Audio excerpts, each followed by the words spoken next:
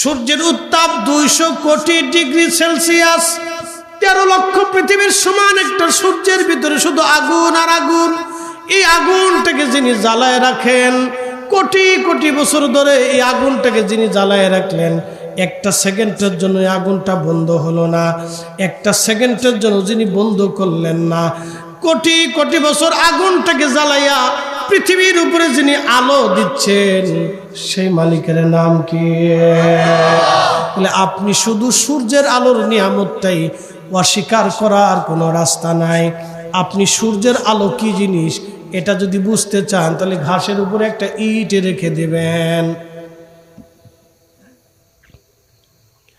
ঘাসের উপরে একটা ইট রাখবেন, 15-20 দিন পরে ইটটা সরানোর পরে দেখবেন ইটের নিচে ঘাস মরে গেছে। কি কথা করলে? কারণ কি? সূর্যের আলো পাইনি। সূর্যের আলো না পাওয়ার কারণে ইটের নিচের ঘাস যদি মরে যায়, তাহলে 6 মাস সূর্য যদি বাংলাদেশে না আসে তাহলে কি হবে বলেন তো? হাই হাই, 6 মাস যদি সূর্যের আলো বাংলাদেশে না আল্লাহ দেয় কি হবে? তাহলে সূর্যের আলোর নিয়ামতটাই আপনি অস্বীকার করতে পারবেন না। এই জন্য আল্লাহ বলেছেন, ইন শাকারতুম লা আযীদান্নাকুম ওয়া লা ইন কাফারতুম ইন্না আযাবী লাশাদীদ।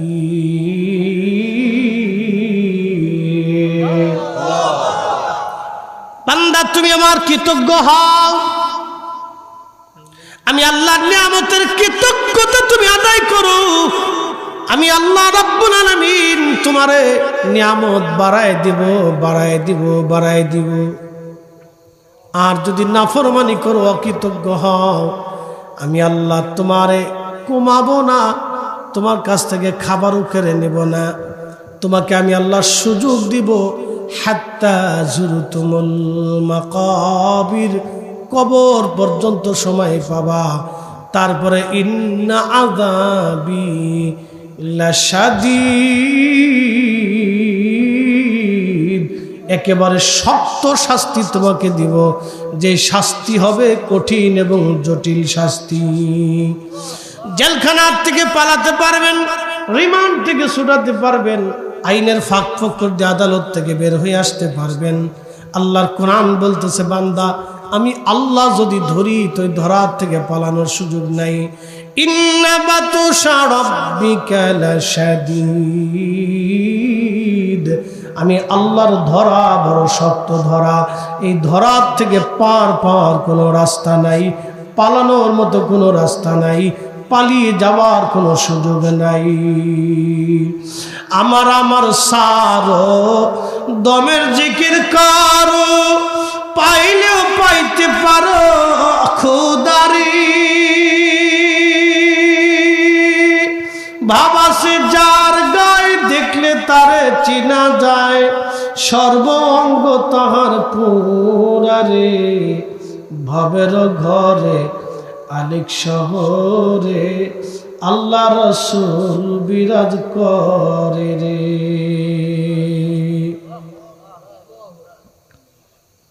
বন্ধু, এর অর্থ যদি ভিন্ন দিকে নেন তো ভিন্ন দিকেও যাইতে পারে। অর্থ যদি আপনি আল্লাহর দিকে নিয়ে আসেন, কথা তো সত্য। আমার তুমি ছেড়ে দাও, আমার বলে কিচ্ছু নাই, আমার বলে কিচ্ছু নাই, সব কার? একসাথে বলবেন তো কার? তাহলে দমে দমে জিকির হবে কার? দমে দমে জিকির হবে কার? দমে দমে স্মরণ হবে কার? আল্লাহর কোরআন বলে, ফাযকুরুনি আযকুরুকুম ওয়াশকুরুলি ওয়ালা তাকফুরুন। বান্দা তুমি আমাকে স্মরণ করো, আমিও করব।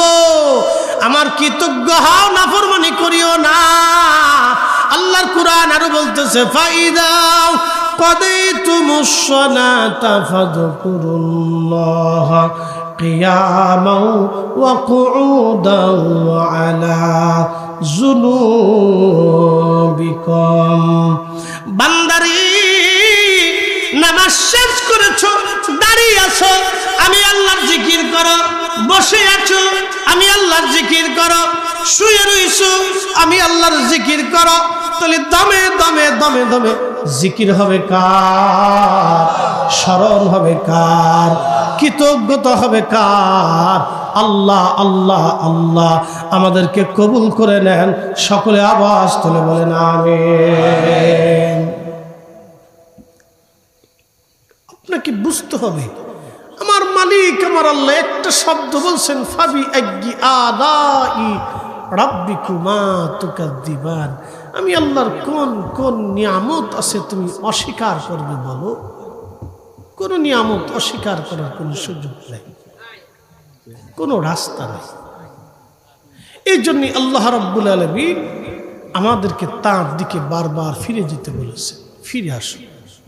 এখন আপনাদেরকে সর্বশ্রেষ্ঠ নিয়ামতের কথা আজকে বলে দিয়ে যাই, মনোযোগ দিবেন। আসমান যিনি দিছেন তিনি আল্লাহ, জমিন যিনি দিছেন তিনি আল্লাহ, সূর্যের আলো যিনি দিছেন তিনি আল্লাহ। সমগ্র বিশ্বে যত নিয়ামত যাহা কিছু আছে সব মানুষের জন্য। কে দিছে? জোরে বলতে হবে কে? সবই তো কার নিয়ামত? কার নিয়ামত? আচ্ছা আপনারা বলেন রসুল কার নিয়ামত? অনেকে মনে করে যে খালি রবিউল আউয়াল আসলে আমরা মিলাদুন নবী করি, আর বুঝি মিলাদুন নবী করি না। তাহলে জমাদিও সানি মাসেও আমরা মিলাদুন নবীতে আসি, কি কথা কন না, ঠিক কিনা? আসলে মিলাদুন নবীর মাহফিলটা কি আজকে একটা হাদিস থেকে আপনাদেরকে বুঝিয়ে দিয়ে যাই। এই যে রসুলের আগমনে খুশি হওয়া, আনন্দিত হওয়া, শুকর আদায় করা। আল্লাহর নবী দুনিয়াতে আসছে সেই জন্য শুকর আদায় করার নামই হচ্ছে মিলাদুন নবী। তার বাস্তব রূপ আমি আপনাদেরকে শোনাই। আমি যে কোরআন থেকে বললাম, আল্লাহ বলছেন কুল বিফাদুলিল্লাহি ওয়া বিরহমাতিহি ফাবিযালিকা ফালইয়াফরাহু। এই রহমত পাইয়া, এই হেদায়েত পাইয়া তোমরা আমি আল্লাহর শুকর আদায় করো, খুশি উদযাপিত করো। কোরআন তো আল্লাহর হেদায়েত, কি কথা কন না কেন? কোরআন কার বাণী? তো ফজল হচ্ছে কোরআন আর রহমত হচ্ছে নবী। তো দোনো, এই ফজল এবং রহমত এই দুইটা সম্পদ পাঠাইছে কে? আল্লাহর কাছ থেকে আসছে না? দুটো, এই দুইটা মহামূল্যবান নিয়ামত কিন্তু আল্লাহ পাঠাইছেন। কারণ কি? এই মানব জাতির হেদায়েতের জন্য। এক কথা শেষ। আল্লাহ বলেন কুল বিফাদলিল্লাহ, আমি আল্লাহর ফজল। ফজল মানে কোরআন। কোরআনের মূলই হচ্ছে হেদায়েত। এই হেদায়েত পাইয়া এবং নবী পাইয়া তোমরা আনন্দিত হও, খুশি উদযাপন করো, শুকর আদায় করো, কৃতজ্ঞ হও। আর এই কৃতজ্ঞতা হওয়া খায়রুম মিম্মা ইয়াজমাউন। এই কৃতজ্ঞতা হলো তোমার জীবনের যত যাবতীয় যা আছে সব কিছুর চাইতেও মহামূল্যবান।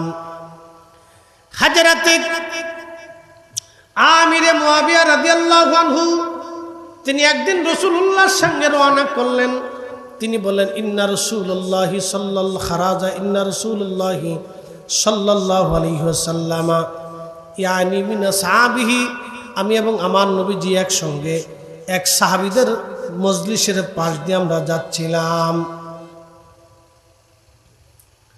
সাহাবীদের মজলিসের পাশ দিয়ে আমরা যাচ্ছি। সাহাবায়ে কেরাম মজলিস করতেছিলেন। ঠিক এমন সময় আল্লাহর নবীজি ডাক দিয়ে বলেন, এ সাহাবীরা তোমরা এখানে কি করো? মা জালাসনাকুম, তোমরা কি করতেছো? এখানে বসছো কেন? মাহফিল কেন? সাহাবীরা বললেন, ইয়া রাসূলুল্লাহ, ইয়া হাবিবাল্লাহ, আমরা এখানে বসছি নাদুল্লাহ ওয়া নাহমাদুহু, আল্লাহকে ডাকার জন্য এবং আল্লাহর কৃতজ্ঞতা আদায় করার জন্য। আল্লাহর নবী বললেন, কি জন্য তোমরা আল্লাহর কৃতজ্ঞতা এবং আল্লাহর জিকিরের জন্য তোমরা দলবদ্ধভাবে বসছো? কারণ কি? সাহাবীরা বলেন, ইয়া রাসূলুল্লাহ, আলামা হাদানা লিদ্দীনিহি, আল্লাহ আমাদেরকে দ্বীন দিয়া, কোরআন দিয়া, ঈমান দিয়া আমাদেরকে হেদায়েত দিয়েছেন। ওয়া মান্না আলাইনা বিকা, এবং আপনি নবীর মতো মহা নিয়ামত আল্লাহ দিয়েছে। আল্লাহু আকবার। সাহাবীরা বসে দুই কারণে। কয় কারণ? এক নাম্বার কারণ আলামা হাদানা লিদিনিহি, দিন পাইয়া। দিন তো কোরআনের পাতায়। কি কথা কন না? দিন কোন পাতায়? কোরআনের পাতায়। দিন কি হবে, ঈমান কি হবে, ইয়াকিন কি হবে, মানুষ কোনটা করবে কোনটা ছাড়বে, কোরআনের পাতায় লেখা। কথা ঠিক কি না? দিন তো কোরআনের পাতায়।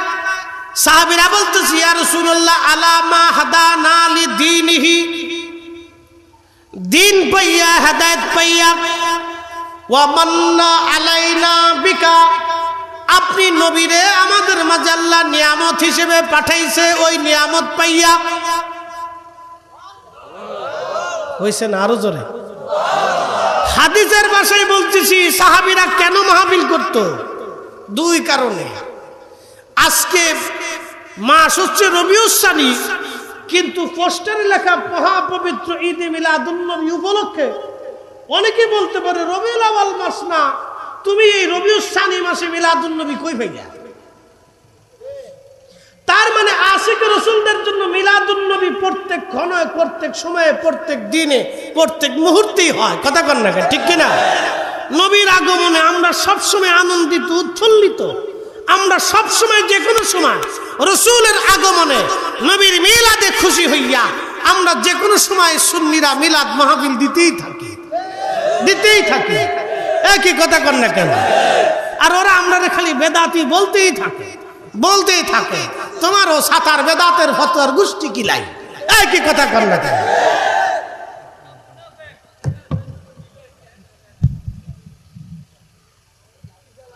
মুনাফিক খালি নাকি? ও আন্তর্জাতিক খ্যাতি সম্পন্ন মুনাফিক। রসুল পাওয়ার পরেও যার ভালো লাগে না, সাহাবীরা মাহফিল করতেছে। সাহাবীরা কি করে? আল্লাহর নবী জিজ্ঞেস করলেন কেন বইছো? বলে হুজুর নাদউল্লাহ, আল্লাহকে ডাকতে বইছি। আজকে আমরা কারে ডাকতে বইছি? ওয়া নাহমাদুহু, আল্লাহর গুণকীর্তনে বইছি। আমরা কার গুণকীর্তন করতেছি? এই তো বুঝে গেছেন। আজকে মিলাদুন নবী ওটাই, সাহাবীরা যেটা করছে আমরা সেটাই করতেছি। কি কথা কর না? ওইটাই। আল্লাহ রাসূল বললেন ও সাহাবীরা, তোমরা কসম করে বলো তো, তোমরা কি এই কারণে বইছো না অন্য কোনো উদ্দেশ্য আছে? তোমরা কসম করো, তোমরা কি শুধু এই কারণে বইছো নাকি অন্য কোনো কারণ আছে? সাহাবীরা কসম করে বলতেছি ইয়া রাসূলুল্লাহ ওয়াল্লাহি, কারেন্ট এসে, ওয়াল্লাহি আল্লাহর কসম করে বলি, আমরা শুধু এই কারণেই আজকের মাহফিল দিছি। আমরা দলবদ্ধভাবে বইসা আল্লাহরে ডাকতেছি, আল্লাহর গুণকীর্তন করতেছি, শুধুমাত্র আলামা হাদানা লিদিনিহি, আপনি দিন পেয়েছি, ঈমান পেয়েছি, কোরআন পেয়েছি। ওই যে আল্লাহ বলেন কুল বিফাদলিল্লাহ, ফজল পাইয়া, ওবি রহমতিহি, রহমত পাইয়া। রহমতুল নবী, আল্লাহর নবী সাহাবীরা বলতেছে ও মান্না আলাইনা বিকা, আপনি নবীর মতো মহা নিয়ামত আল্লাহ আমরারে দিছে। এই মহা নিয়ামত পাইয়া আমরা মাহফিলের শুকরানায় বসে গেছি, আমরা জিকিরে ফিকিরে আল্লাহর ইবাদতে বসে গেছি, মাহফিল সাজাইছি, হালকা সাজাইছি। ইয়ানি মি হালকাতি মিন সাহাবিহি, নবী সাহাবী বলতেছেন রাসূলের সাহাবীরা হালকা মাহফিল করতেছিল। হালকা মানে মাহফিল, বৈঠক, জলসা। এই মাহফিলে আমরা বসে গেছি। ইয়া রাসূলুল্লাহ, নবী বললেন তোমরা কি আর কোনো উদ্দেশ্য আছে? সাহাবীরা আল্লাহর কসম করে বলি আর কোনো উদ্দেশ্য নাই। ঠিক আমরাও সুন্নিরা আল্লাহর কসম করে বলি, আমরা নবী পাইয়া, দিন পাইয়া, রাসূলের মিলাদের মাহফিলে আমরাও বসি। আমাদের চেয়ারম্যান মেম্বারি টাকা পয়সার উদ্দেশ্য থাকে না। কথা কন নাকি? ঠিক কি না?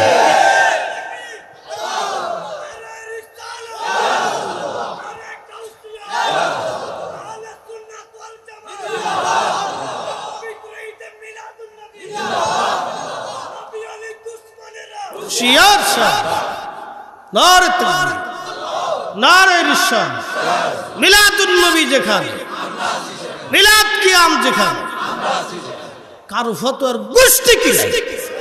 হ্যাঁ, কি কথা বলেন না? হ্যাঁ, তুচ্ছা করে বলেন।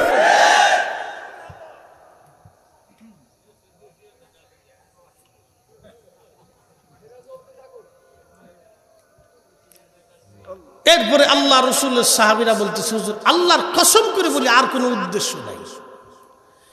আল্লাহর নবী ডাক দিলেন, সাহাবীরা তোমাদেরকে সন্দেহ করতেছি বিষয়টা এরকম না, আমি সন্দেহ করতেছি না তোমাদেরকে। শোনো, ফাতানি জিবরিল আলাইহিস সালাম, আমার কাছে জিবরাইল আলাইহিস সালাম আসছিল। ফাখবিরনি, আমার খবর দিয়ে গেছে তোমাদের এই মজলিসখানা দেখা আমার আল্লাহর কাছে এতই ভালো লাগছে। আল্লাহু আকবার, আল্লাহু আকবার। না না, আসতে হলো কেন? জোরে বলে, আরো জোরে। তো নবী পাইয়া, তাহলে মিলাদ মানে কি? রসুলের আগমনে রসুল পাইয়া আমরা মাহফিল দিছি। কি কথা কর না কেন? কি পাইয়া? জোরে কর না, কি পাইয়া? রসুল পাইয়া আমরা মাহফিল দিছি নবীর স্মরণে। ওই শুকরানা মাহফিল, কৃতজ্ঞতার জন্য আল্লাহরে ডাকতে বলছি। তো রসুল পাইয়া মান্না আলাইনা বিকা, সাহাবীরা বলতেছে আপনার মতো মহান নিয়ামত পাইয়া আমরা মাহফিল সাজাই দিছি হুজুর। আমরা বেহেশতের বাগানে বসছি, নাদুল্লাহ নাহমাদুহু, আল্লাহকে ডাকতেছি, আল্লাহর ফিকির করতেছি, আল্লাহর গুণকীর্তন করতেছি। আমরা সুন্নিরা মিলাদুন নবীর অর্থ হচ্ছে নবীর আগমনে রসুল পাইয়া আমরাও মাহফিল সাজাইয়া আল্লাহর গুণকীর্তন করি, আল্লাহরে ডাকি, আল্লাহর হাম করি। তোমরা চোখে যাটা বেদাত বেদাত মনে হয়, তোমার ওই ফতোয়ার গোষ্ঠী কিলাই, তোমার বেদাত নিয়ে তুমি শুয়ে থাকো। আমরা সুন্নিরা যতদিন জিন্দা থাকবো ততদিন রাসূলুল্লাহর মিলাদের মাহফিলে, আল্লাহর জিকিরের মাহফিলে আমরা বসবই, করবই। কথা কর ঠিক না বেটা? আল্লাহু আকবার। সাহাবীদেরকে নবী বলতেছে তোমাদেরকে সন্দেহ করতেছি বিষয়টি এরকম না, কিন্তু তোমাদের এই মাহফিলখানা দেখা আমার আল্লাহ ইউবাহিমুকুমুল মালায়েকা, সমস্ত ফেরেশতাদের সামনে আল্লাহ অহংকার করতেছে, অহংকার করতেছে। একসাথে বলেন আল্লাহু আকবার। আমরার মাহফিল দিয়ে খুশি হয় কে? বেজার হয় কে? খুশি হয় কে? জোরে বলেন, খুশি হয় কে? খুশি কে? খুশি কে? বেজার কে? শয়তানরা আমরা বেজার করবই।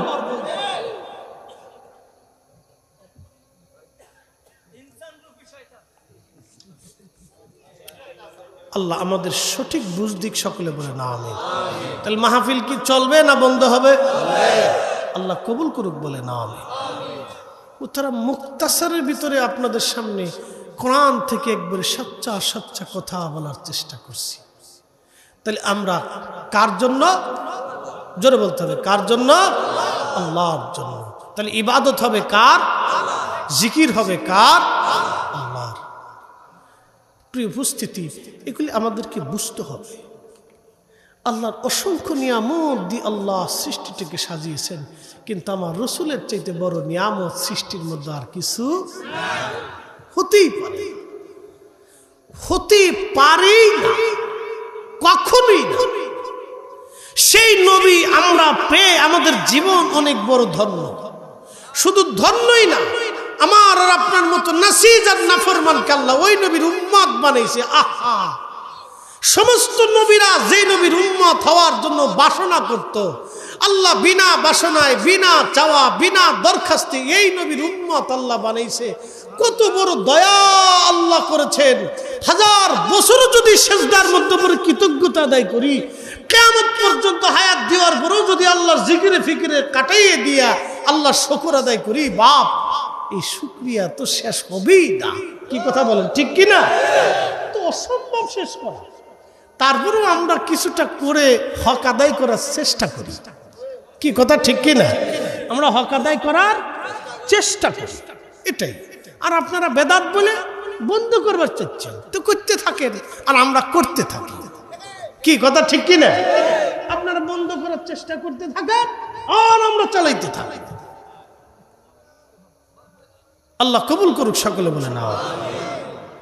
শোনেন, ঘটনা হচ্ছে কি, এই ইশকে রসুলটা কিন্তু দলিল দেওয়া হয় না, বা প্রেমের ব্যাপার। কথা তো সত্য। গাসলুল মালায়েকা হযরত হানজালা, তিনি স্ত্রী ঘরে রেখে গোসল ফরজ এটা বাদ দিয়ে উহুদে চলে গেছিলেন। দলিলে না ভালোবাসা? হ্যাঁ না, আসতে হবে না, জোরে বলেন, দলিলে না ভালোবাসা? ভালোবাসা। মালিক ইবনে সানানা তিনি রক্ত পান করতেছে। উহুদের ময়দানে নবীজির মাথা মোবারকের ভিতরে হেলমেটের কড়া ঢুকে গেছে। লোহার যে হেলমেটটা ছিল এর ভিতরে যে কড়া থাকে, এই কাফেররা মাথার উপর আঘাত করছে, ওই আঘাতে হেলমেট ঢুকে কড়াটা ভিতরে ঢুকে গেছে, ভেঙে গেছে। হেলমেটের ভিতরে যে কড়াটা এই হাড়ের মধ্যে ঢুকে গেছে। তো কেউ টেনে বের করতে পারে না। হুজুরের খুব কষ্ট হচ্ছিল আর বেয়ে বেয়ে রক্ত পড়তেছিল। এক সাহাবী চিন্তা করলো এই কড়াটাকে যদি বের করতে হয় এক টানে বের করা লাগবে। কামড় দিয়ে ধরে একটা জোরে টান মারলেন, কড়া তো বের হলো, কিন্তু সাহাবীর দাঁত ভেঙে পড়ে গেল। সাহাবী মনে কিছুই করলেন না, আমার দাঁত চলে যায়, যাক আমার নবীর যাতে কষ্ট না হয়। আল্লাহু আকবার। মালিক ইবনে সানানা জিহ্বা লাগাই দিলেন, রক্তগুলি পড়তেছে। যদি কাপড় দেন তাহলে নবীজির কষ্ট হবে, যদি সালার চট দিয়ে মুছতে যান নবীর কষ্ট হবে, ঘা ব্যথা পা লাগবে। মালিক ইবনে সানানার চিন্তা না, আমার জীবন চলে যাক, আমার কষ্ট হোক, নবী যাতে কষ্ট না পায়। সাহাবীরা জীবনের সব কিছু উজাড় করে দিয়ে নবীকে ভালোবাসতেন। মালিক ইবনে সানানা জিহ্বাখানা লাগায় চেটে চেটে রক্ত পান করে ফেলতেছে। সাহাবী ডাক দিয়ে বলল, মালিক তুমি কি জানো না রক্ত পান করা হারাম? ফেলে দাও তুমি রক্ত। মালিক ইবনে সানানা একটু বৃদ্ধ সাহাবী ছিলেন। আবু সাঈদ খুদরি রাদিয়াল্লাহু আনহুর সম্মানিত পিতা, মুহাদ্দিস সাহাবীর বাবা, তখন তিনি বৃদ্ধ। ইশকে রাসূল দলিল দিয়ে হয় না, ইশকে রাসূল দলিল দিয়ে হয় না, বহাস করে হয় না। মালিক ইবনে সানানা রাদিয়াল্লাহু আনহু ডাক দিয়ে বললেন, সাহাবীরা আমার নবীর রক্ত জমিনে পড়বে, আমি মালিক জিন্দা থাকতে হতে দিতে পারবো না। আমার নবীর রক্ত জমিনে পড়তে পারে না, দলিলে না ভালোবাসায়। আসতে হলো কেন, জোরে বলেন। দলিলে না ভালোবাসায়, ভালোবাসাই দলিলে না ভালোবাসাই। মালিক ইবনে সানানা রক্ত পান করতে লাগলেন। আল্লাহর নবী ডাক দিয়ে বলেন, সাহাবীরা রে, তোমরা যদি কোনো জান্নাতি মানুষের চেহারা দেখতে চাও, আমার মালিক ইবনে সানানার চেহারার দিকে তাকাও, সে জান্নাতি। আমি নবীর রক্ত যার রক্তের সাথে মিশে যায় সে কখনো জাহান্নামে যেতে পারে না। একবার জোরে বলা যাবে আল্লাহু আকবার। আমার দেশে যারা বুকে হাত বেঁধে নামাজ পড়ে, ওদের মৌলবীদের আকীদা হচ্ছে রাসূলুল্লাহর আব্বা আম্মা জাহান্নামী।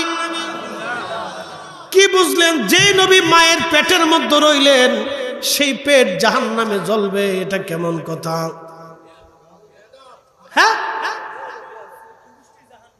আপনি একটু চিন্তা করেন। রাসূল ঈমানের ঈমান দেওয়ার জন্য রাসূলুল্লাহকে জমিনে পাঠানো হয়েছে। ওয়ায়ুযাক্কিকুম, তিনি উম্মতকে পবিত্র বানানোর জন্য আসছে। যিনি উম্মতকে পবিত্র বানানোর জন্য আসছে তিনি পবিত্র। শুধু পবিত্র না, যেই মায়ের পেটের মধ্যে তাকে রাখা হয়েছে ওই পেট পবিত্র, ওই দেহ পবিত্র। তার আম্মা ছিল তাহারা তাইয়্যিবা, তার মা ছিল পবিত্রা সতী সাধবী, তার মার জিন্দেগি হালাল, তার মায়ের ঈমান হালাল, তার বাবার ঈমান হালাল। ওই রাসূলের আব্বা আম্মাকে যারা জাহান্নামী বলবে, আমি বলবো সব ইসরাইলের দালাল, শয়তান কোথাকার। ঈমান চুরি করার জন্য আজকে সহিহ হাদিসের দোয়াই দিচ্ছে। আজকে আমরা উচিত কথা বললে আমরা হয়ে যাই বেদাতি। কি কথা কর না, আমরা যখন হক কথা বলি তখন আমরা বেদাতি, মাজার পূজা, ফির পূজা।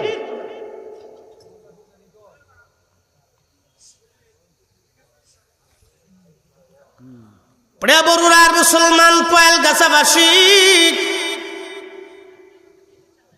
যেই রক্তের সাথে রক্ত মিশে গেল সাহাবীরা রে, জান্নাতি কোন মানুষ যদি দেখতে চাও আমার মালিকের চেহারার দিকে তাকাও, সে আল্লাহর জান্নাতি। আল্লাহ আল্লাহ কি করে বুঝাবো আপনাকে?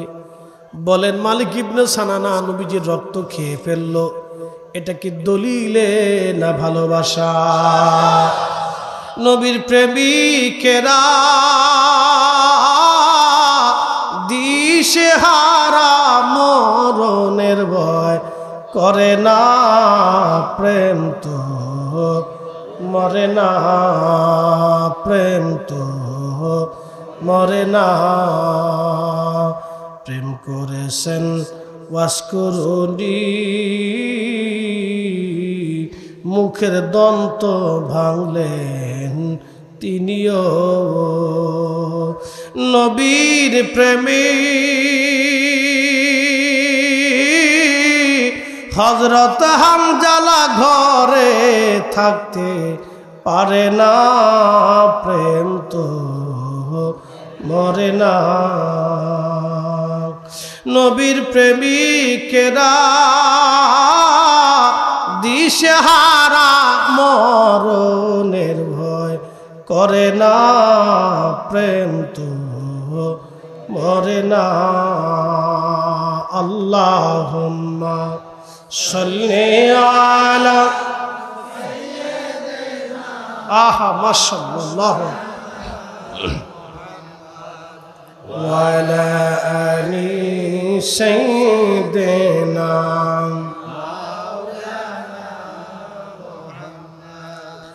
খুবই মনোযোগ দিয়ে শুনিয়া যান, প্রিয় নবী রক্ত মোবারক পান করার জন্য নবীজি ডাক দিয়ে বলেন, সাহাবীরা যাও, জান্নাতি কোনো ব্যক্তি যদি দেখতে চাও আমার মালিকের চেহারার দিকে তাকাও। আমি নবীর রক্ত যা রক্তের সাথে মিশে গেল সে জাহান্নামে যেতে পারে না, পারে না, পারে না। আরে রক্ত গেলেই জাহান্নামে যেতে পারে না, নবী দেখলেও জাহান্নামে যেতে পারে না। যে নবীকে দেখছে তার মধ্যে যদি ঈমান থাকে সে জান্নাতি, জান্নাতি, জান্নাতি। স্বপ্ন যদি কেউ দেখে তার মধ্যে যদি ঈমান থাকে সে জান্নাতি, জান্নাতি, জান্নাতি। একবার জোরে বলা যাবে কি মারহাবা? তুমি মোদের আশার আলো, তাই তো তোমায় বাসি ভালো। বলেন তুমি মোদের আশার আলো, তাই তো তোমায় বাসি ভালো। হৃদয় নামের ফুলদানিতে, হৃদয় নামের ফুলদানি গেথে রেখেছি প্রেমের মালা। ইয়া রাসূলুল্লাহ, ইয়া হাবিবাল্লাহ, ইয়া রাসূলুল্লাহ, ইয়া হাবিবাল্লাহ, ইয়া রাসূলুল্লাহ। লা ইলাহা ইল্লাল্লাহ, জোরে লা ইলাহা ইল্লাল্লাহ, ও লা ইলাহা ইল্লাল্লাহ, ও লা ইলাহা ইল্লাল্লাহ। আসিয়া বলে আল্লাহ আল্লাহ, ফেরাউন দিছে কত জ্বালা। আল্লাহ বলেন ও জিবরাইল, আল্লাহ বলেন ইসরাইল খুলো হে জান্নাতের তালা। লা ইলাহা ইল্লাল্লাহ, জোরে লা ইলাহা ইল্লাল্লাহ, লা ইলাহা ইল্লাল্লাহ, লা ইলাহা ইল্লাল্লাহ, লা ইলাহা। হাসবি রব্বি জাল্লাল্লাহ মা ফি কলবি গায়র আহা নূর মুহাম্মদ বলি নূর মুহাম্মদ পড়ি লা ইলাহা ইল্লাল্লাহ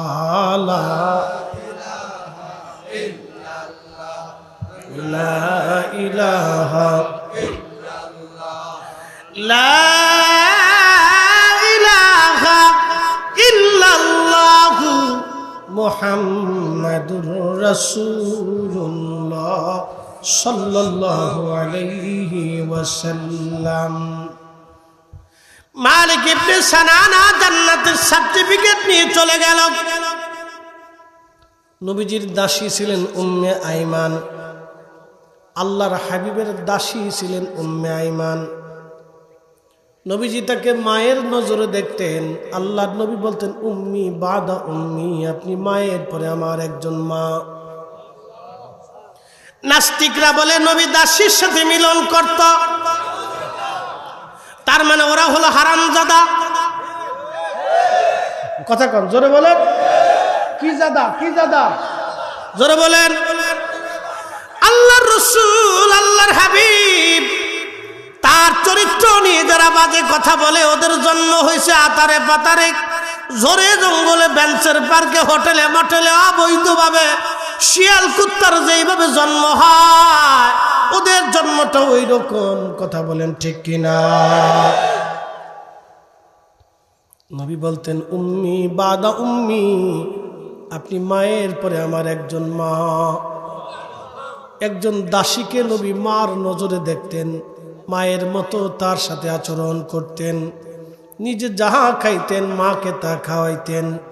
মাঝে মধ্যে একই ঘরে নবীজি ঘুমাইতেন, কারণ মা। এ মুসলমান খুবই মনোযোগ। একদিন আল্লাহর নবী হুজরা মুবারকে ঘুমায়, ঘুমানোর আগে নবীজি বললেন আম্মা গটির মধ্যে যেটা আছে আপনি ফেলে দিয়েন সকালবেলা। উম্মে আইমান ঘুমায়, গভীর রাত্রিবেলা তৃষ্ণা লেগে গেছে। আল্লাহর নবী ঘটির মধ্যে পেশাব করে রাখছিলেন। পেশাব আল্লাহর হাবিব পেশাব করে রাখছে ঘটির মধ্যে। উম্মে আইমান গভীর রাত্রিবেলা তৃষ্ণা লাগছে, আস্তে করে নিয়ে পেশাবে ঘটিখানা নিয়ে মুখের মধ্যে লাগায় উম্মে আইমান পোড়া পেশাব পান করে তৃষ্ণা মিটাই নিলেন। আচ্ছা, এখন প্রশ্ন করি, জবাব দিবেন। আপনারা যদি পেশাব করেন, এক এক করে পেশাব করলো মসজিদে, চৈত মাস, কি মাস? চৈত মাস মসজিদের বাথরুমে পেশাব চলে। খাদেম সাহেব মনে করেন ওই বাথরুম পরিষ্কার করল না, প্রচন্ড গরমে রোদের তাপে বাথরুমে একবারে শুকায় গেছে। 10 জনের পেশাব, কি পরিমাণে গন্ধ চিন্তা করেন। ওখানে আর বসাই যায় না, অ্যাসিড কারে কয়, খুব মারাত্মক অ্যাসিড। এমন গন্ধ, অ্যাসিডের এমন তাপ যে আপনি ওখানে বসতে পারবেন না, ওই গন্ধে আপনি অস্থির হয়ে যাবেন। আপনি ঘটির মধ্যে যদি সন্ধ্যা রাতে পেশাব করেন, যত রাত যায়, যত টাইম যায়, ততটা দুর্গন্ধ বাড়ে। কথা ঠিক কিনা? কিন্তু আল্লাহর নবীর পেশাব, উম্মে আইমান রাদিয়াল্লাহু আনহা পেশাব মোবারককে মুখে নিলেন, গন্ধও লাগলো না। আপনারা যদি পেশাব দেখবেন, মানুষের পেশাব লোনা, মানুষের রক্ত লোনা, মানুষের শরীর থেকে যেইগুলি নির্গত বের হয় সবই লোনা লোনা। মানুষের শরীর আপনি চামড়া চেটে দেখবেন, এটা লোনা, লবণের মতো লোনা লোনা লোনা লোনা। ভাইজান আমার, উম্মে আইমান পেশাব মোবারক মুখে নিলেন। কথা ছিল লোনা লোনা লাগবে, কিন্তু লোনাও লাগে না, গন্ধও লাগলো না। উনি পেশাব মোবারক পানির মতো গিলে ফেলে দিলেন। তার মানে আমার পেশাব আর নবীর পেশাব এক পেশাব না, কিন্তু একই পানি আমরা পান করলাম, একই পানি। নবীজি যেই কুয়ার পানি পান করতেন সাহাবীরা ওই কুয়ার পানি পান করত।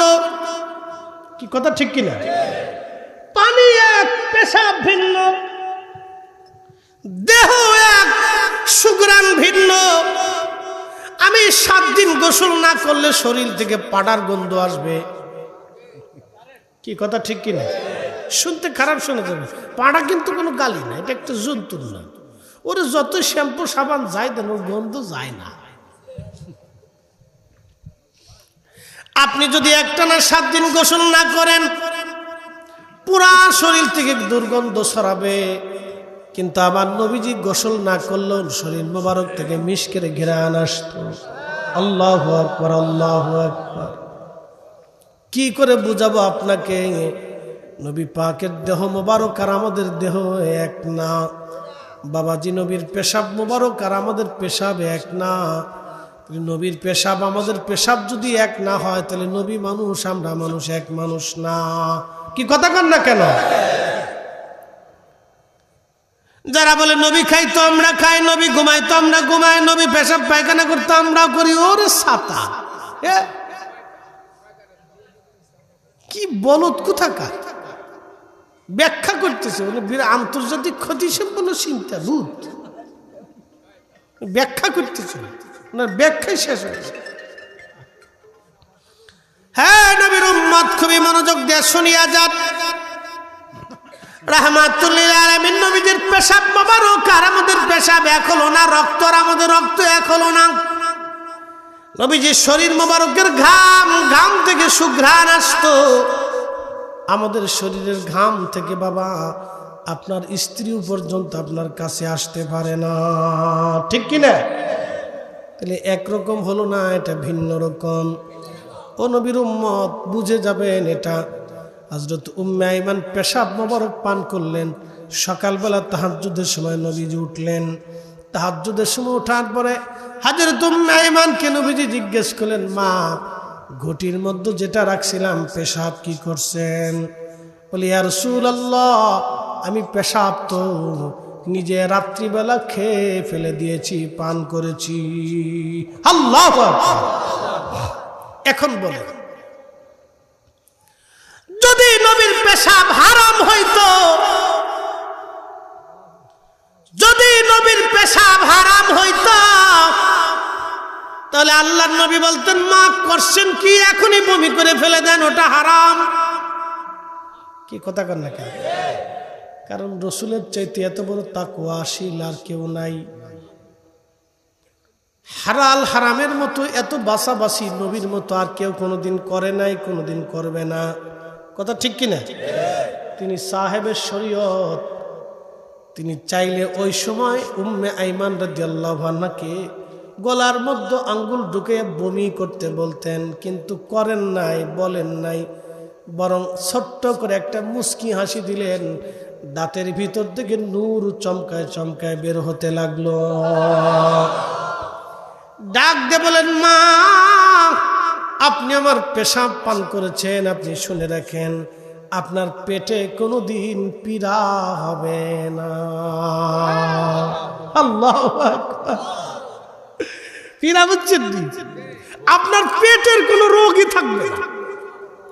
গ্যাস্ট্রিক, আলসার, পেট খারাপ, পেটের যত রোগ আছে সব এক পেশাবে খালাস।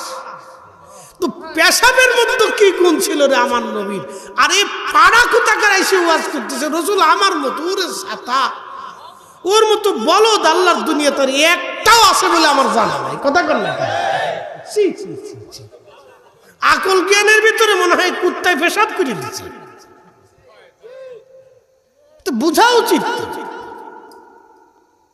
আল্লাহ রসুল এক বাক্যে বলে দিলেন, আপনার পেটে কখনো কোনোদিন পীড়া হবে না। পেশাবের মধ্যে কি আল্লাহ ওষুধ লুকায় রাখলেন আমার রসুলের, যে যাবতীয় সমস্ত পীড়া পেট থেকে খালাস হয়ে গেল।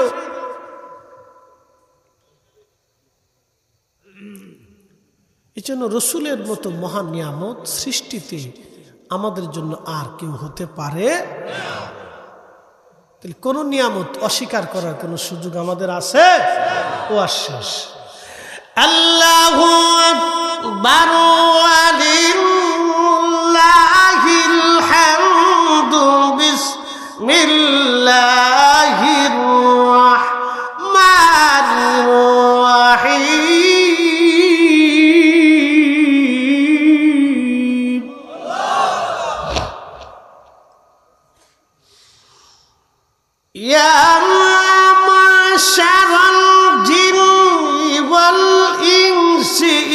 استطعتم أن تنفذوا من أقطار السماوات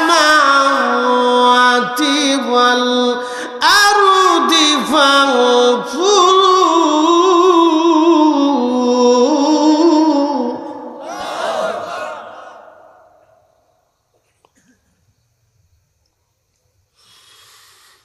والأرض فانفذوا لا تنفذون إلا بسلطان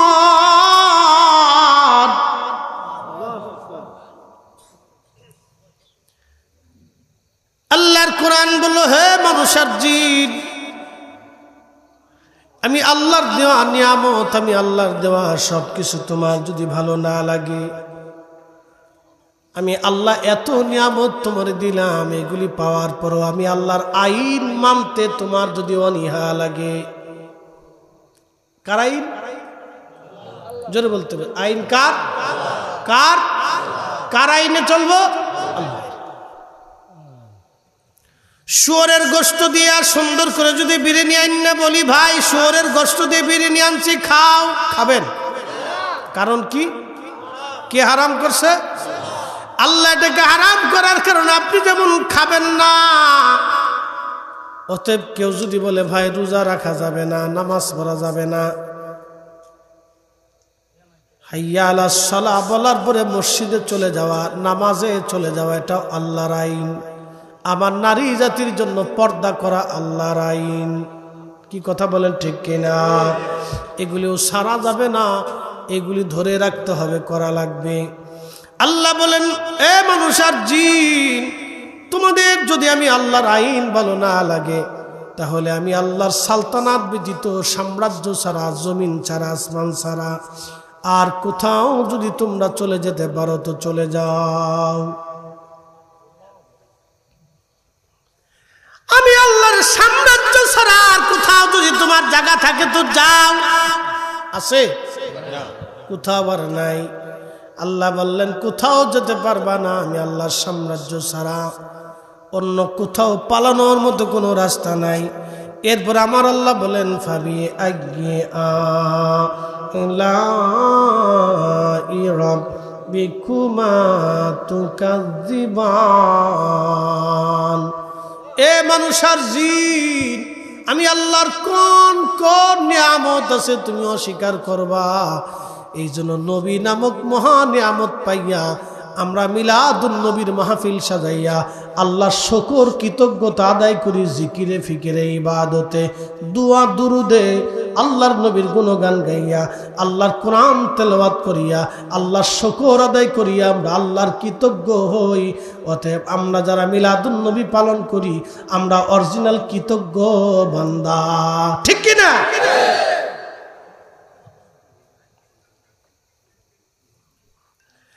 আমরা আল্লাহর কৃতজ্ঞ। অতএব এই কৃতজ্ঞতা দান সদকা করিয়াও যদি কৃতজ্ঞতা আদায় করতে চান তাও পারেন, করবেন। আমাকে মূল হলো কৃতজ্ঞ হতে হবে, কৃতজ্ঞতা আদায় করতে হবে, আমাকে আল্লাহর শুকর আদায় করতে হবে। আচ্ছা, আপনাদেরকে একটা কথা বলি, সন্তান পিতামাতার প্রতি কৃতজ্ঞ হবে না? আনিশকুরলি, কোরআন বলতেছে আমি আল্লাহর প্রতি কৃতজ্ঞ হও, ওয়ালি ওয়ালিদাইক, আমি আল্লাহর পরে তোমার পিতামাতার প্রতি তুমি কৃতজ্ঞ হও। এখন সন্তান যে বাবা মার প্রতি কৃতজ্ঞ হবে কি দিয়ে? খেদমত করে না, বাবা মার সেবা করে। অসুস্থ হলে ডাক্তার দেখাইতে হবে, বাবা মার সেবা করতে হবে, ভালো খাবার দিতে হবে, সুন্দর আচরণ করতে হবে, মধুর আচরণ। সন্তানকে বাবা মা ছোট্টকালে যেইভাবে লালন পালন করে মধুর আচরণ দিয়ে, আদর দিয়ে, চুমা দিয়ে, সোহাগ দিয়ে ভালোবেসে সন্তানকে খুশি রাখছে। রব্বিরহামহুমা কামা রাব্বায়ানি সগীরা। ছোট্ট বাচ্চাকে, সন্তানকে বাবা কোলে ভিতরে নিয়ে দোলায় দোলায় চুমায় চুমায় ভরে দেয়, আদর করে খুশি রাখে, হাসাইতে চায়, আনন্দিত রাখতে চায়। তার ক্ষুধা, তার কষ্ট, বাবা মার ক্ষুধা কষ্টের চাইতে অনেক গুণ বেশি ব্যথার কারণ হয়ে যায়। আল্লাহ বলছেন, বান্দারে তুমি তোমার বাবা মার জন্য ওইভাবে দোয়া করো যেইভাবে তোমাকে ছোট্টকালে তোমার বাবা মা লালন পালন করছিল। তুমিও বলো, হে রব, আমার আব্বা আম্মাকে জান্নাতে তুমি ওইভাবেই লালন পালন করো। আল্লাহু আকবার। আল্লাহর কথার কত সূক্ষ্মতা, কত দৃঢ়তা, কত বিচক্ষণতা, আপনি মানে বুঝতে চাইলে আপনার আকল এসে যাবে। যে ছোট্টকালে, শিশুকালে মা আমাকে যেইভাবে দোলায় দোলায় আনন্দ দিয়ে কোলে নিয়ে বুকে নিয়ে নিরাপদে রেখে মা আমাকে পালন করছে, আল্লাহ তুমি ওইভাবে জান্নাতে আমার আব্বা আম্মারে লালন পালন করো। আল্লাহু আকবার। চিন্তা করতে পারছি? তাহলে সন্তানের দায়িত্ব কি? পিতামাতাকে ওইভাবেই লালন পালন করা যেভাবে সন্তানকে বাবা মা লালন পালন করছে। আপনারা যদি মনে করেন যে 2 বেলা খাবার খাওয়াই আর 2টা ডাক্তার ওষুধ টষুধ দেখে হক আদায় করে ফেলছি, বিষয়টা এরকম না। বিষয়টা এরকম না। আপনাকে ওইভাবেই লালন পালন করতে হবে যেইভাবে আপনাকে সে লালন পালন করছে। তাহলে হয়তো কিছুটা হক আদায় হবে, আশা করা যায়। না হলে বাদ বাকি তারা ক্ষমা না করলে আর ক্ষমার রাস্তা নাই, মাফের কোনো রাস্তা নাই। তো মোহতারাম উপস্থিতি, কোরআন হাদিস থেকে আমাদের বুঝে যাওয়াটা দরকার। আমরা একদিন অবশ্যই দুনিয়া থেকে কবরে চলে যাব। পৃথিবীতে থাকার আর কোনো সুযোগ নাই। এখানে আমরা কেউ থাকবো না, সবাই চলে যাব। ইন্না লিল্লাহ, আমরা কার জন্য? আল্লাহর জন্য। ওয়া ইন্না ইলাইহি রাজিউন, আমরা আল্লাহর কাছে আবার ফিরে চলে যাব। আমাদের আর কোনো থাকার সুযোগ নেই। আল্লাহর কাছে আবার আমাদেরকে ফিরে যেতে হবে। যেহেতু যেতেই হবে, সেহেতু আমাকে আপনাকে কিছু নিতে হবে। কি নিবেন? দুনিয়ার বাজারে আসছেন, যদি সদাই করে বাড়িতে না যান, আপনার স্ত্রী, আপনার সন্তানরা আপনার সাথে রাগ করবে, বেজার হবে, আপনার স্ত্রী ঝগড়া বাঁধাবে। দুনিয়ার বাজারে আসছেন, সদাই করে গেলেন না। আখেরাতের বাজার থেকে, দুনিয়ার বাজার থেকে কিছু সদাই তো আখেরাতের সদাই করে নিয়ে যাওয়ার দরকার। কিছু পাথেও তো নিয়ে যাওয়ার দরকার। কিছু সংগ্রহশালায় যদি সংগ্রহ না থাকে, তো বিরাট জীবনের জন্য কি করবেন? ছোট্ট একটু 60 বছরের জীবনের জন্য কত আয়োজন, সুন্দর বাড়ি, সুন্দর গাড়ি, সুন্দর নারী, সুন্দর খাবার, সুন্দর বাসস্থান, সুন্দর নিরাপত্তা, সুন্দর সুখের জন্য আপনি কত পরিশ্রম করতেছেন।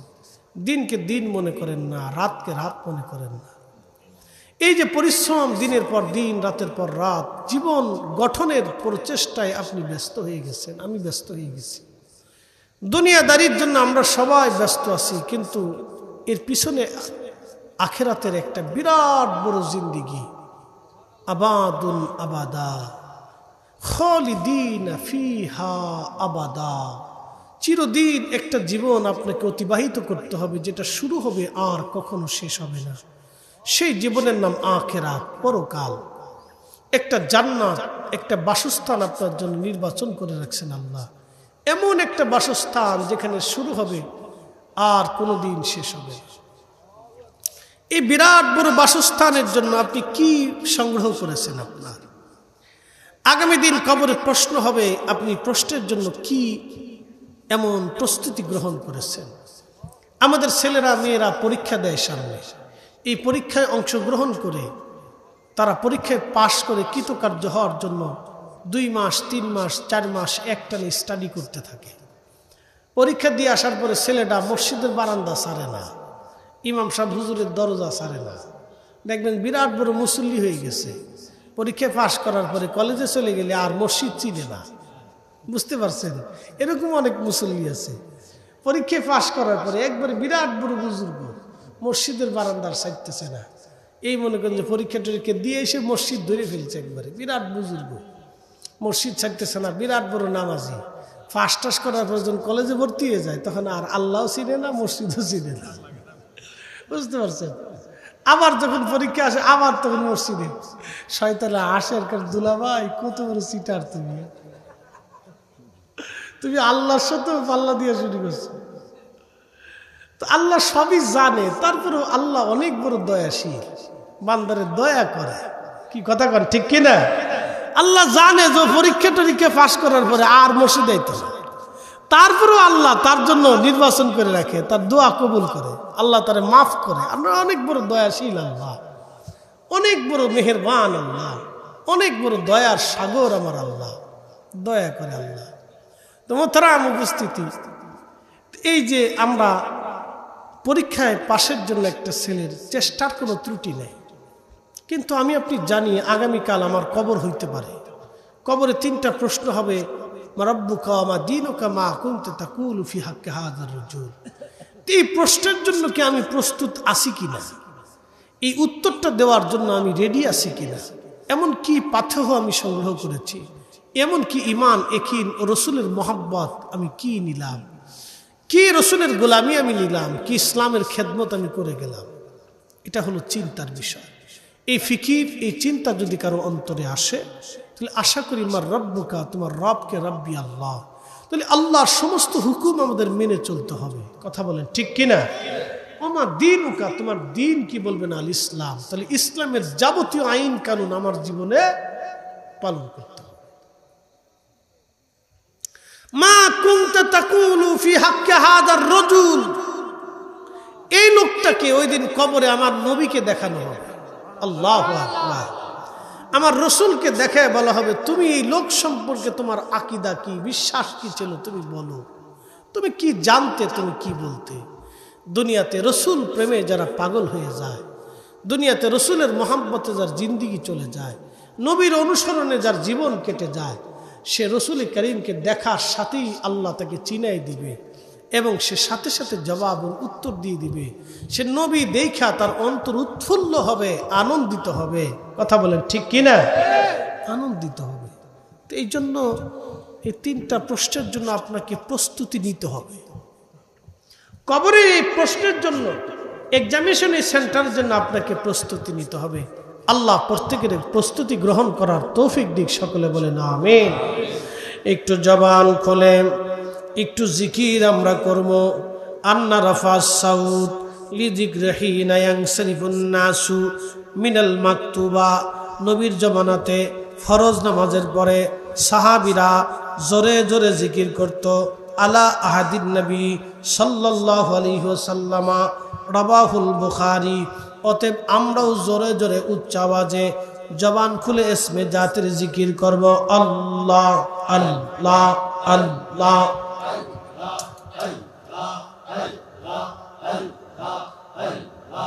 আল্লাহ আল্লাহ আল্লাহ আল্লাহ আল্লাহ আল্লাহ আল্লাহ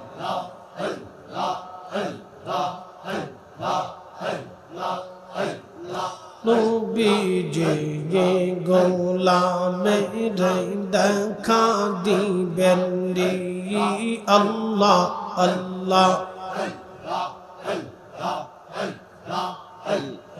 কোন সদনে পাইব তোমার, এই গো নবীজি কাঙ্গালে দেখা দিবেন রে। আল্লাহ আল্লাহ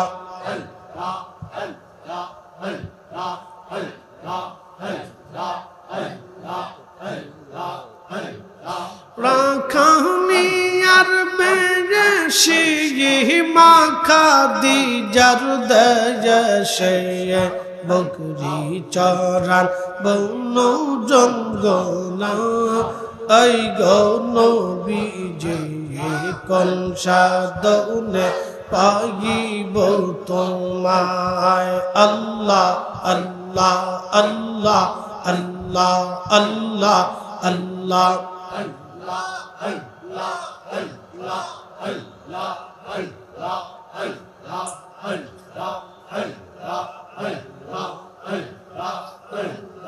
দুলাহ মেরে দেখা দিবেন দিয়ে, এই গো নবীজি কোন সাধনে পাইব তোমায়। আল্লাহ আল্লাহ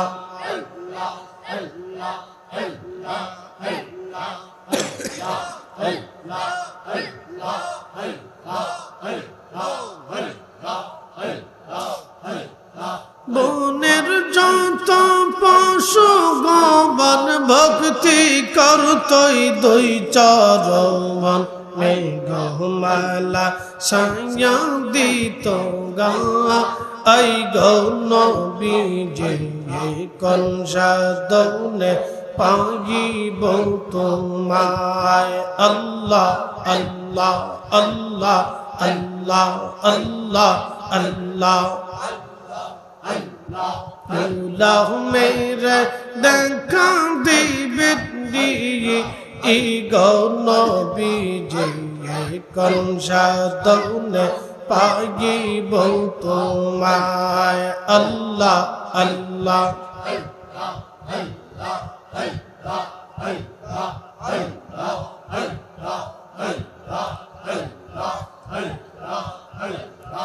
এই সমস্ত মুজে যারা দেখা হযরত খাদিজা জীবন যৌবন সঁপিল আপনা আই গৌনবীজে কোন সাধনে পাইব তোমায় আল্লাহ আল্লাহ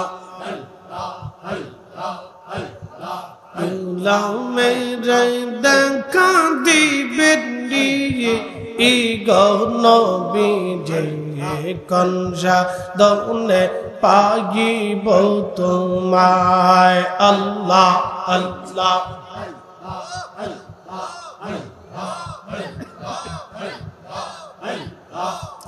গালে রে দেখা দিবে ই গৌনবীজে কোন সাধনে পাইব তোমায় আল্লাহ আল্লাহ আল্লাহ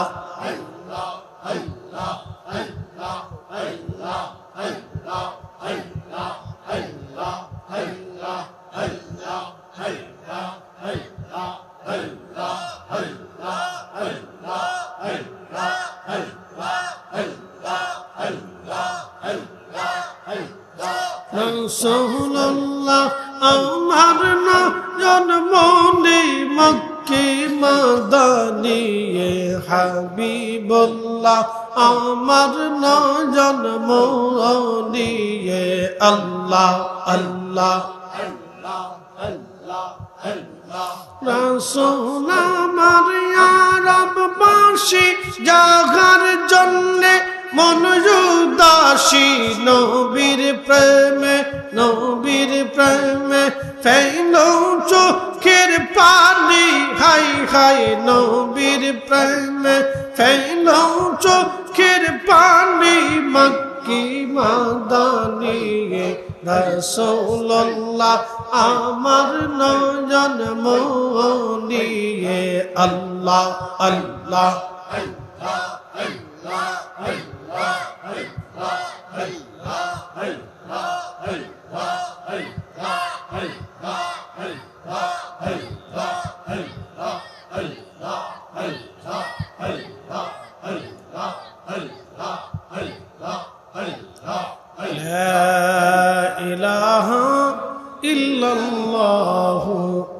মুহাম্মাদুর রাসূলুল্লাহ সাল্লাল্লাহু আলাইহি ওয়াসাল্লাম।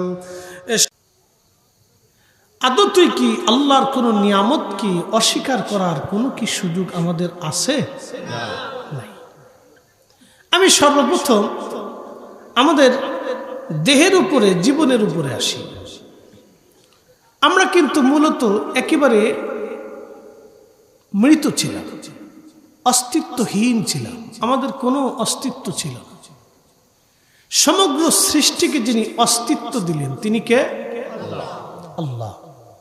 শুধু অস্তিত্ব দেন নাই, এটার কাল দিয়েছেন, অতীত, বর্তমান, ভবিষ্যৎ, আলো, অন্ধকার, জীবন, মৃত্যু, বাতাস। এই যে আল্লাহ রাব্বুল আলামিন এগুলি সৃষ্টি করে আমার আপনার জন্য তৈরি করে দিলেন। এমনকি আল্লাহ আমাদেরকে অস্তিত্বহীনকে অস্তিত্ব দিলেন। কি অস্তিত্ব প্রথম দিলেন? রুহের জগতে আল্লাহ আমাদের রুহটাকে আল্লাহ সৃষ্টি করলেন। সৃষ্টি করার পরে আলমে আরো হাতে রুহের জগতে আল্লাহ আমাদেরকে রাখলেন। কোন হালতে রাখছেন, কি অবস্থায় ছিলাম, এটা আমাদের আর স্মরণে নাই, কিন্তু আল্লাহর কাছে ছিলাম। এই আল্লাহর কাছ থেকে আল্লাহ মায়ের পেটের ভিতরে আমাদেরকে আবার ঢুকাইলেন। এখানে আপনাকে আল্লাহ অস্তিত্ব দিতে থাকলেন। ভারত থেকে যেমন টাটা গাড়ির ইঞ্জিন আনা হয়, বাংলাদেশে বডি নির্মাণ করা হয়, ওইরকম মায়ের পেটের ভিতরে আল্লাহ বডি নির্মাণ করতে লাগলেন। ইঞ্জিন আল্লাহ রাব্বুল আলামিন আরো হাত থেকে নিয়ে আসলেন। একসাথে বলা যাবে না আল্লাহু আকবার? এই কারিগর কে? জোরে বলতে হবে, কে? আল্লাহ। প্রিয় বন্ধু আমার, বরুড়ার পয়েল গাছাবাসী রুহের জগতে ছিলাম, আল্লাহ পাক ইঞ্জিন ওইখানে বানাইলেন। ওই ইঞ্জিনটাকে আমার আল্লাহ পাক মায়ের পেটের মধ্যে আনলেন। কিন্তু মায়ের পেটের মধ্যে যে আল্লাহ আমাকে আনলেন, এই মায়ের পেটের মধ্যে আল্লাহ আমার বডি বানাইলেন। সর্বপ্রথম মাটি, আগুন, পানি, বাতাস দিয়ে, চার রঙের মশলা দিয়া, যে কইরাছে তোর গঠন, চার রঙের মশলা দিয়া।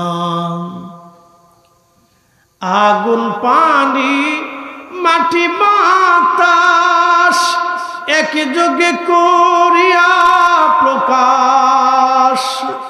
আগুন, পানি, মাটি, বাতাস একযোগে করিয়া প্রকাশ।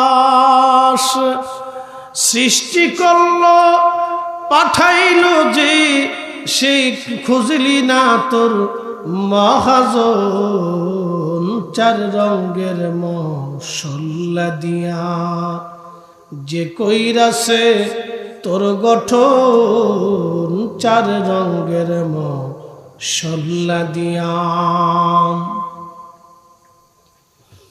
আল্লাহ সর্বপ্রথম মানুষ দিয়ে, মাটি দিয়ে মানুষকে বানাইলেন। এই মাটি থেকে আবার আল্লাহ রাব্বুল আলামিন পানি, আগুন, বাতাস, চারটা পদার্থ আল্লাহ দিলেন। মাটি, আগুন, পানি, বাতাস, এই চারটা ছাড়া কিন্তু মানুষ হয় না।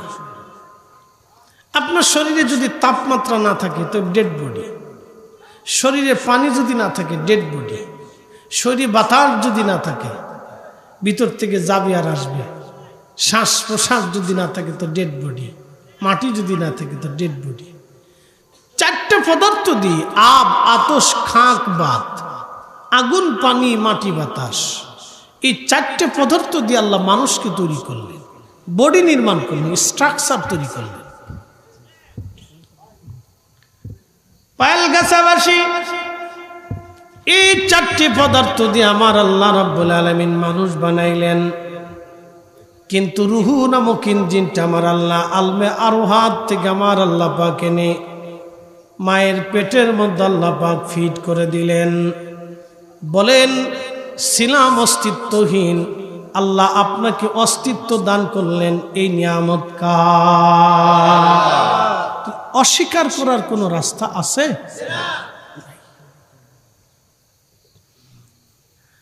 মায়ের পেটের ভিতরে আসার পরে সর্বনিম্ন 6 মাস, সর্বোচ্চ 10 মাস 10 দিন পেটের ভিতরে আল্লাহ অবস্থান করাইলেন আপনাকে আমাকে। খাবারের জন্য পানি আর আপনার রক্ত, পুষ্টি, খাদ্য, যা যা প্রয়োজন মায়ের নাভির মাধ্যমে, রগের মাধ্যমে আল্লাহ আপনার নাভির সঙ্গে আল্লাহ অ্যাডজাস্ট করে দিলেন। মা খাইলে সন্তানের খাবার হয়ে যায়, মা পানি পান করলে সন্তানের পানি পান করা হয়, মা ঘুমাইলে সন্তানের ঘুম হয়ে যায়। মাসের পর মাস আল্লাহ মায়ের পেটের ভিতরে আপনাকে খাওয়াইলেন। কিন্তু বাথরুম করা লাগলো না, পেশাব করা লাগলো না। একবার জোরে বলা যাবে কি সুবহানাল্লাহ। এখন আপনি বলেন তো, মায়ের পেটের ভিতরে এত কর্মকাণ্ড, এইগুলি কি ডাক্তারের আইনে না আল্লাহর আইন? আল্লাযী খালাকাকা ফাসাওয়াকা ফাআদালাকা ফি আইয়ি সূরাতিন মা শাআ রাক্কাবাক। আল্লাহর কোরআন বলতেছে, হে বান্দা, তুমি অস্তিত্বহীন ছিলে, আমি অস্তিত্ব দিয়েছি। আমি তোমাকে সৃষ্টি করেছি, সুবিন্যস্ত করেছি। তোমাকে আমি আল্লাহ রাব্বুল আলামিন শক্তিশালী করেছি। শক্তি দিছে কে? ক্ষমতা দিছে কে? এই শক্তি ক্ষমতা দিয়ে মানুষ ভালো কাজে না লাগাইয়া অকামের কাজে লাগায়। কি কথা কর না কেন, ঠিক কিনা? অনেকের ক্ষমতা আছে, এই ক্ষমতা অকামে বাজায়, ক্লিকবাজিতে লাগায়। মাহফিল হবে, সেখানেও ক্লিকবাজি। কি কথা কর না কেন? তাহলে বোঝা গেল এরা মানুষ না, এরা শুয়োরের চাইতেও নিকৃষ্ট। কথা কন, ঠিক কিনা? ও মানুষই হবে, ও মানুষের কাতারে না, ও শুয়োরের চাইতে নিকৃষ্ট। মানুষ কি করেছে? মুসলমান আরো পরে আসে ধর্মীয় অনুষ্ঠান। আচ্ছা আপনারা বলেন, হিন্দুরা যদি কীর্তন করে আপনি বাধা দিতে যাবেন? কেন যাবেন না বলেন তো? তার অধিকার আছে। কথা ঠিক কিনা? তার অধিকার, তার ধর্ম সে অনুযায়ী সে কীর্তন করতেছে, তার অধিকার। এটা তার দেশের অধিকার, সাংবিধানিক অধিকার, তার রাষ্ট্রীয় অধিকার, নাগরিকত্বের অধিকার, তার ধর্মীয় অধিকার। সে যেমন এদেশে খাইতে পারবে, ঘুমাইতে পারবে, নিরাপত্তা পাবে, চিকিৎসা পাবে, শিক্ষা পাবে, দীক্ষা পাবে। ধর্মীয় স্বাধীনতা অধিকারও তার আছে। কথা ঠিক কিনা? আমি তার এই অধিকারে হস্তক্ষেপ করতে পারবো না। এটা আমারও আল্লাহর আইনের বহির্ভূত অধিকার আছে। সে আল্লাহর কাছে ফয়সালা দেয়, ফয়সালা আমার কাছে না। প্রিয় উপস্থিতি, খুব মনোযোগ দিয়ে। কিন্তু আমরা যে মাহফিলগুলি করি, মসজিদ করতে যাবে এখানেও ক্লিকবাজি, সামাজিক সুন্দর একটা কাজ করতে যাবেন এখানেও ক্লিকবাজি, শয়তানি। ভাইজান আমার, খুব মনোযোগ দিয়ে শুনে যান। আল্লাহর দেওয়া বুদ্ধি, বুদ্ধি দিছে কে? এই বুদ্ধিটা কোন কাজে খরচা করতে হবে? গরুরে কিন্তু আল্লাহ অত বুদ্ধি দিছে না। গরুরে যদি আল্লাহ এত বুদ্ধি দিত, তাহলে গোয়ালঘর থেকে ছুটে যেয়ে সে ধান খেতে ধান খাইতো না। সে চিন্তা করতো, আমার মালিকের ধান, এটা খাওয়া যাবে না। আমার মালিকের পাট, এটা খাওয়া যাবে না। আমার মালিকের শস্য, এটা খাওয়া যাবে না। কিন্তু খাইয়ে ফেলতেছে। কোনটা মালিক, কোনটা বেমালিক, কোনটা চেয়ারম্যান, কোনটা মেম্বার, গরু কিন্তু বুঝে না। ও কিন্তু খাইতে থাকে। তার মানে গরুর আল্লাহ বুদ্ধি দেয়নি, মানুষের আল্লাহ বুদ্ধিমত্তা দিছে যে কোনটা ভালো, কোনটা মন্দ, কোনটা অন্যায়, কোনটা ন্যায়। মানুষের এই বুদ্ধিমত্তা দিছে। তারপরে মানুষ এই বুদ্ধিটাকে শয়তানের কাজে ব্যবহার করে। কথা কন, ঠিক কিনা? এই যে বুদ্ধিমত্তা, জ্ঞান, এটা কার নিয়ামত? এজন্য আল্লাহ বলছে, বান্দা তুমি আমার কোন কোন নিয়ামত তুমি অস্বীকার করবা? ফরিদি সাহেবকে আল্লাহ সুন্দর একটা কণ্ঠ দিছে, কার নিয়ামত? আমি যদি অস্বীকার করি তাহলে আমি ধ্বংস। আল্লাহ আমার আকল দিয়েছেন, জবান দিয়েছেন, সুন্দর সুন্দর কথা আমি আপনাদেরকে শোনাই, ভালো কাজের দিকে দাওয়াত করি।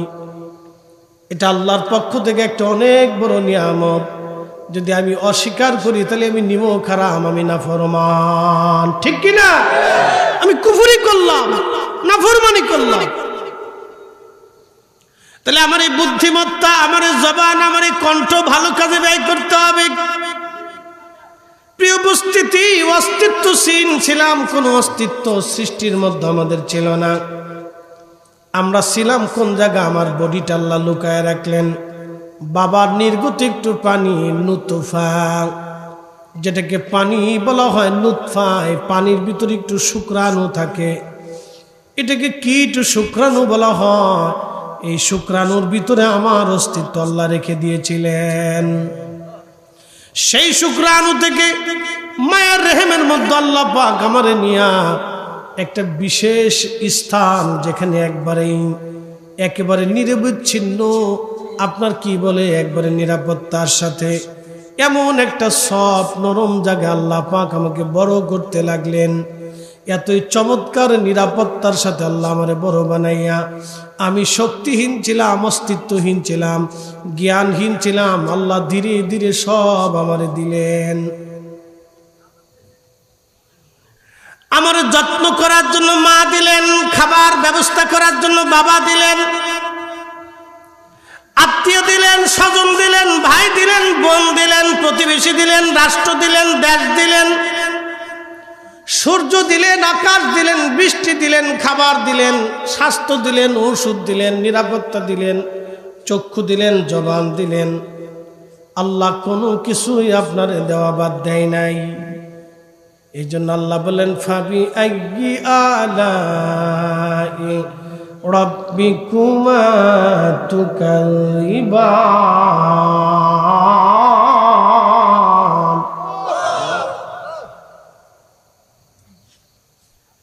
হে মানুষের জিন, আমি আল্লাহর কোন কোন নিয়ামত তুমি অস্বীকার করবা বলো? আমি আল্লাহর দেওয়া কোন কোন নিয়ামত তুমি অস্বীকার করবা বলো? আল্লাহর বান্দারা, পয়াল গাছের মানুষ, ভালো করে শুনে যাবেন। আমরা অনেক সময় হিংসা করি, অহংকার করি এবং দেমাগ দেখাই। আমাদের অনেক গর্ব আসে, অহংকার আসে, হিংসা আসে। ও ভালো না, আমি ভালো, আমি বিরাট, আমি অমুক, আমি তমুক। এইগুলি দেমাগ দেখায় লাভ নাই। এই দেমাক আলারা বহু আগেও ছিল, কবরে চলে গেছে। তাদের কবরের পাশে আজকে শিয়াল কুত্তাও যায় না। কি কথা কন না কেন? আচ্ছা, আপনাদেরকে বলি, ইরানে পার্সিয়ান সাম্রাজ্য 3300 বছর স্থায়ী ছিল, 3300 বছর। বুঝেন তো কত বড় সাম্রাজ্য। রোম সাম্রাজ্য এরকম 4-5 হাজার বছর স্থায়ী ছিল। বুঝেন তো কত বড় সাম্রাজ্য। উসমানীয় 600 বছর স্থায়ী ছিল, মোগলরা 400 বছর ছিল, সেলজুকরাও 400 বছর ছিল। এরকম বহু সাম্রাজ্য পৃথিবীতে আসছে। এই সাম্রাজ্যগুলি চলে গেছে। তাদের সাম্রাজ্যের অধিপতি যারা ছিল, বড় বড় বাদশা যারা ছিল, তাদের দরজা পাহারা দিত কয়েক লক্ষ সৈন্য। তাদের বাড়িঘর শুধু বিরাট প্রাসাদী পাহারা দিত কয়েক লক্ষ সৈন্য। লক্ষ লক্ষ সৈন্য দিয়ে তাদের বিরাট বড় প্রাসাদ পাহারা দেওয়ার জন্য ছিল। তাদের নিরাপত্তার জন্য নিয়োজিত ছিল। তাদের মূল বিছানা পর্যন্ত যাইতে গেটের পর গেট, গেটের পর গেট পার হইতে, গেটের পর গেট, গেটের পর গেট পার হইতে একজন মানুষের জান শেষ হয়ে গেছে। কিন্তু বলেন, আজরাইল থেকে কি তারা পার পাইছে? লক্ষ সৈন্য দিয়ে কি আজরাইল থেকে তারা নিরাপত্তা পাইছে? আল্লাহ যে কোরআনে 450 বছর আগে বললেন, ফাইন্নাহু মুলাকিকুম, ও আমার হাবিব, উম্মতকে বলেন, ওরা যতই মৃত্যু থেকে পালাক না কেন, এই মরণ তার সাথে মোলাকাত করবে, সাক্ষাৎ করবে। এই মরণ থেকে সে পালাইতে পারবে না। এই মরণ থেকে পালানোর সুযোগ নাই। অনেক বড় সাম্রাজ্যওয়ালা, অনেক বড় ডাক্তার, অনেক বড় ডক্টর, যারা চিকিৎসা বিজ্ঞানে নোবেল জয় করেছে, তারাও মৃত্যুর কাছে হেরে গেছে। কথা বলেন ঠিক না বেঠে? পায়েল গাছার মুসলমান, এরা মরণের কাছে হেরে গেছে। মৃত্যু থেকে পালানোর কোনো রাস্তা নাই, অতএব মরণ থেকে পালানোর কোনো সুযোগ নাই। আল্লাহ পাকের এমন কোনো নিয়ামত নাই যেটা আমি অস্বীকার করব। আল্লাহ পাক বলেন, ফি আইয়ি সূরাতিন মা শাআ রাক্কাবাকুম, আমি যেইভাবে চেয়েছি তোমাকে সেইভাবে সূরত আমি আল্লাহ পাক দিয়েছি। আচ্ছা, আপনারা বলেন, আমাদের এই নাক কান চোখ গলা যা কিছু আছে, এটা কি আমাদের নিয়মে না আল্লাহর নিয়মে? এই সব কিছু আল্লাহর নিয়মে, আল্লাহর আইনে। অতএব আমার বলে কিছুই নাই, আমার বলে কিচ্ছু নেই। সব কার? আল্লাহ। জোরে বলেন সব কার? আমার বলে কিচ্ছু নেই, সব আল্লাহ। আমার বলে কোনো সম্পদ নেই, আমার বলে কোনো সম্পদ নেই, সব আল্লাহর। আমার বলিয়ে কিচ্ছু নেই। এই যে সন্তান, একটু কমাই দাও, এই যে সন্তান, এই সন্তান আল্লাহ আমাকে দিলেন। অনেকে আছে 10 বছর পার হয়েছে সন্তান নাই, 20 বছর কারো গেল সন্তান নাই, কারো জীবন পার হয়েছে আল্লাহ একটা সন্তানও আল্লাহ তারে দেয় নাই। আবার এমনও মানুষ আছে যার 8-10টা সন্তান হয়েছে, থাকার জায়গা তার নাই। আর এমনও ব্যক্তি আছে যার কোনো সন্তান নাই, কিন্তু হাজার হাজার কোটি টাকার মালিক। কথা কোন ঠিক কিনা? খাওয়ার মানুষ নাই। আবার এমনও আছে এত পরিমাণে আল্লাহ দিছে, কিন্তু সে খাইতে দিতে পারে না। তাহলে আমার বলে কিছু আছে? সব কার? জোরে বলতে হবে কার? তাহলে সব কিছু হবে কার জন্য?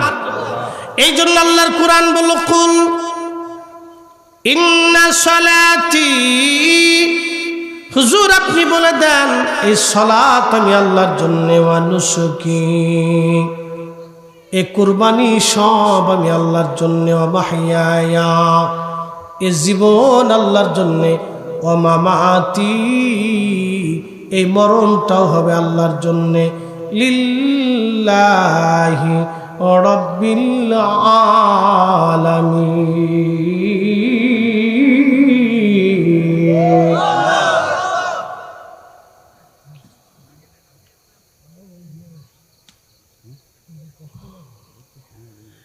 পালকাছের মুসলমান, আমার বলে কোনো সম্পদ নাই। এই জন্য কবি বলছে, আমার আমার সারো দমের জিকির করো, পাইলেও পাইতে পারো তাহারে। কি কথা ঠিক কিনা? আমার আমার সারো দমের জিকির করো। দমের মানে দমে দমে আল্লাহর জিকির করতে থাকো। তুমি চাইলেও পাইলেও পাইতে পারো তারে। তুমি চেষ্টা করে দেখো, তাহলে আল্লাহর পাইতে পারো।